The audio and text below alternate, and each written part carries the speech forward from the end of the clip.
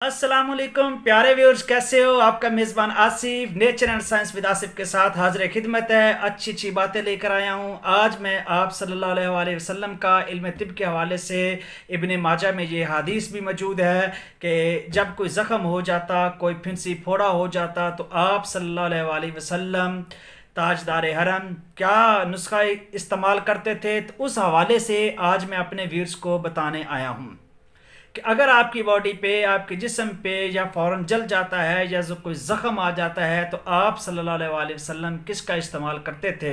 Short time waste के बगैर मैं अपने व्यूअर्स को बताता हूँ।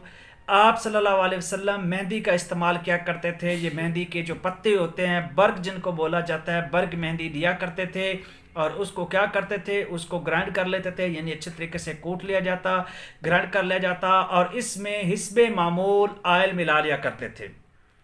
वहाँ पे जो जैतून और इस तरह के जो आयल थे, यानी मकसद क्या होता था, उनको नरम और मुलायम करना होता था और वो उसके ऊपर लेप कर दिया जाता। वो बिल्कुल सख्त हो जाता है जब उसका लेप किया जाता है।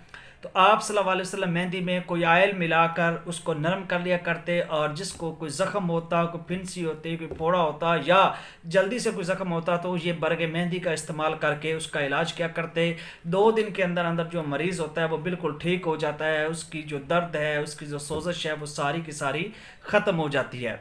तो ये इब्ने माजा में हदीस मौजूद है कि ज़ख्मों के इलाज के हवाले से आप सल्लल्लाहु अलैहि वसल्लम किस चीज़ का इस्तेमाल किया करते थे। तो आप इसको जो है वो देख सकते हैं, इसका इस्तेमाल कर सकते हैं। इसमें कोई शक व शुबहत वाली बात नहीं है, क्योंकि जो आप सल्लल्लाहु अलैहि वसल्लम के नाम से मंसूब करके कोई बात करता है वो परले दर्जे का जाहिल होता है।